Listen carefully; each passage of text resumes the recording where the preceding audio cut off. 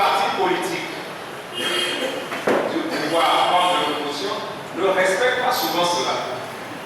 On les voit, c'est des prières avant de commencer leurs travaux, etc. Non, c'est dangereux pour la laïcité. Parce que vous faites des prières, tout le monde n'est pas de la même religion.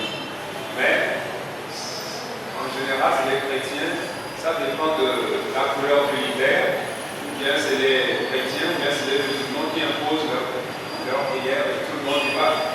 Ce n'est pas bien. Ce n'est pas le rôle d'un parti politique. La foi, c'est de l'ordre privé, c'est de l'ordre privé. Hein? Il ne faut pas faire attention parce que l'intolérance, Boko Haram, c'est au Nigeria, il n'y a que le petit Bénin, le Bénin est très étroit. C'est pas loin de chez nous. Parce que il faut apprendre aux gens ce que c'est que la laïcité, que la foi est une affaire privée et on ne doit pas publier ça, faire au niveau de l'État privilégier telle religion, comme le faisait Yadema, où les principales églises, etc., venaient prier pour lui, le comparer à Jésus et sa mère, à la Vierge Marie, hein, et contre des enveloppes bien dotues. Les imams aussi étaient. Donc c'est pour vous dire qu'il faut faire très attention parce que c'est la mauvaise compréhension de la laïcité qui est aussi à la base de ces djihadismes, de toutes ces sauvageries entre églises. Vous voyez, au Nigeria, c'est pas loin. Tu me brûles 10 mosquées, je te brûle 20 églises. Tu me brûles 30 églises, je te brûle 40 mosquées. C'est un ping-pong mortel. Hein? Entre des gens qui n'ont rien compris par rapport à leur religion et même à la laïcité. Parce que c'est le problème de la tolérance. Nous sommes des pays pluriels. Il y a tout le monde, il y a toutes les ethnies, toutes les religions.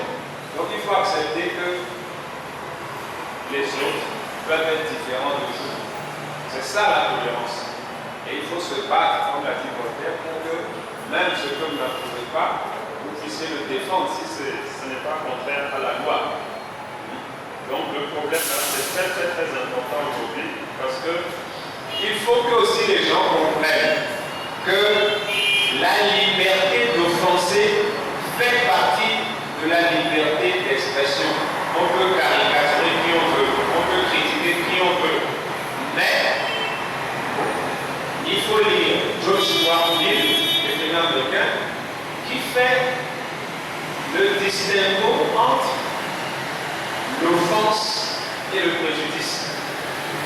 Quelle est la limite? Quelle est la frontière? Elle est souvent difficile à définir. Et même devant les tribunaux, c'est souvent compliqué. Quelle est la frontière? Vous avez le droit de caricaturer Mahomet. Vous avez le droit de le dessiner comme vous voulez. Regardez les gens de Charlie Hebdo. Ils montrent même le pape, on le sodomise.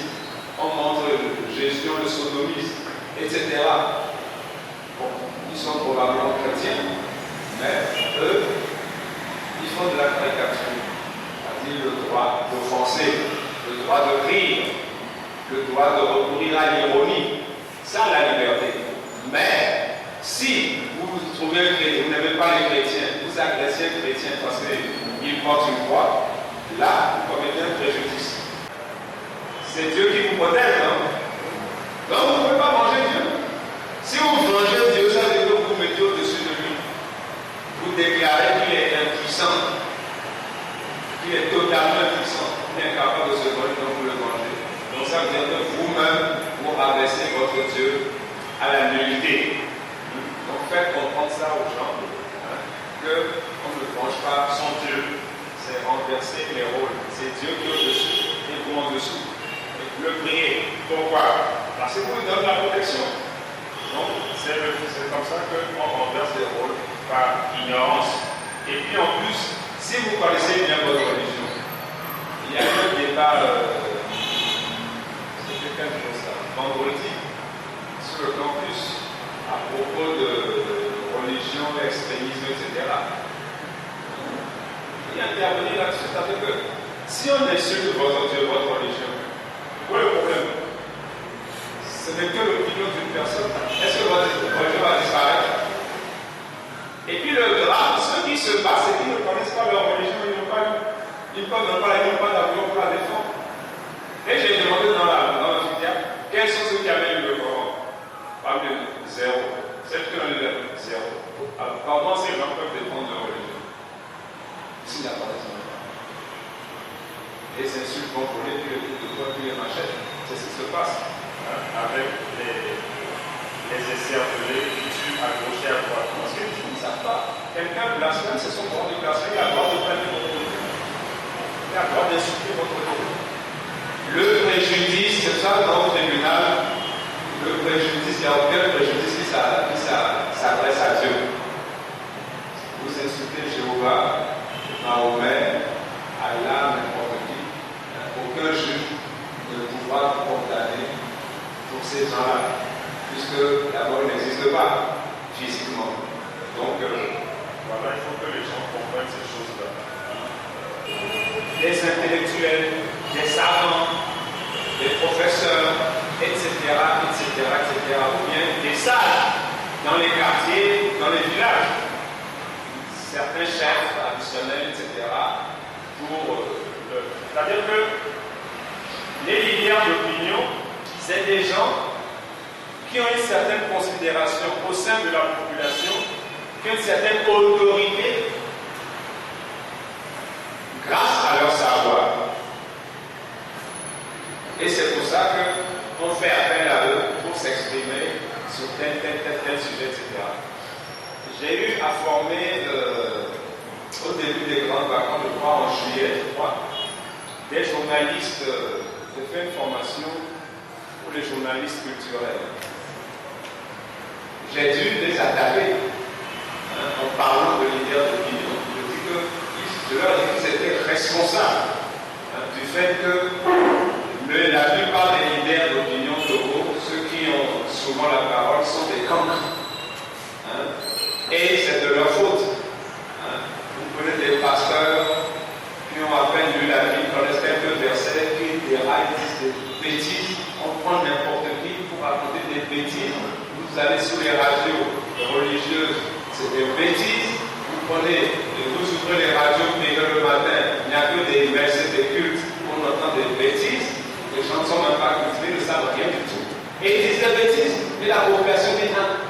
Les sujets de la pasteur est plein, pasteur est plein, le pasteur est plein, le pasteur vient de corps, les mains, et puis du soleil à part, les mains, pour les enlever, les quoi, etc. Des ordonnées comme ça. Et les radios osent transmettre des bêtises comme ça. Et je dis, ils ont une responsabilité là-dedans. Parce que dans les pays développés, les leaders d'opinion sont des gens éclairés en général, sauf s'ils sont de mauvaise foi. Mais chez nous, si vous mettez des cancres, ça veut dire que vous confirmez que nous sommes des sous-développés, incapables de penser, alors que les gens qui savent penser, ils sont les gens dans ce pays. Mais encore faudrait-il qu'on leur donne la parole. Or, c'est ce qui ne se fait pas souvent, malheureusement. Et qu'eux aussi osent prendre la parole. C'est ça le drame aussi, parce que ceux qui peuvent dire des choses, qui savent des choses, beaucoup ont peur de parler.